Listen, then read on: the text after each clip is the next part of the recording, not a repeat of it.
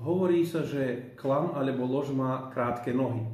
Nie len v slovenskom jazyku, ale v mnohých iných kultúrách sa hovorenie pravdy alebo nehovorenie pravdy spája práve s nohami, s nohavicami, so schopnosťou chodiť. Aj v písme Svetom liste Efeským nám hovorí apoštol, aby sme si bedrá, teda nohy, opásali pravdou.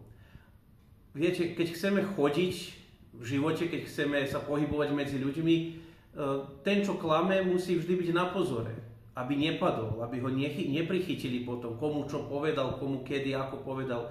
Ten, čo hovorí pravdu, ten môže sa s každým rozprávať, každému povedať a zopakovať stále to isté, lebo nepotrebuje si veci vymýšľať.